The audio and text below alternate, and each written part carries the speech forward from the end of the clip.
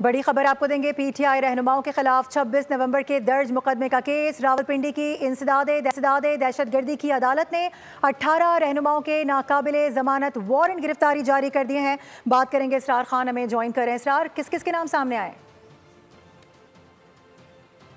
जी बिल्कुल, ये देखें कि गुज़श्ता रोज 26 नवंबर के मुकदमात में अदम हाजिरी पर जो है इंसदादे दहशतगर्दी की अदालत रावलपिंडी में पीटीआई के तकरीबन कोई सियासत के करीब जो रहनुमा थे उनके जो है नाकाबिल जमानत वारंट गिरफ्तारी जारी कर दिए थे, जिनमें से तहरीक इंसाफ के 18 जो रहनुमा है उनके इस वक्त नाकाबिल जमानत वारंट गिरफ्तारी बिल्कुल सामने आ चुके हैं।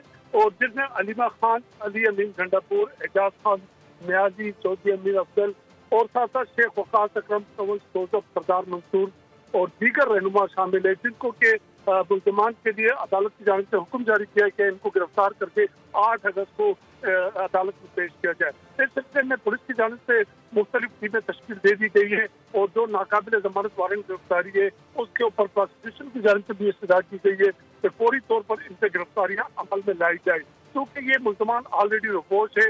लिहाजा पुलिस की जानिब से तश्कीलें दी गई है और पीटीआई रहनुमाओं के नाकाबिल जमानत गिरफ्तारी वारंट अब चूंकि जारी हो चुके हैं, लिहाजा इनको गिरफ्तार करके 8 अगस्त को इंसदाद दहशतगर्दी अदालत रावलपिंडी में पेश किया जाएगा। जी ठीक है, पीटीआई के 18 रहनुमाओं के नाकाबिले जमानत वारंट गिरफ्तारी जारी किए गए हैं। अदालत की जानिब से ऑर्डर्स जारी किए गए हैं कि मुल्ज़मान को गिरफ्तार करके 8 अगस्त को पेश किया जाए। बहुत शुक्रिया आपका इसरार खान।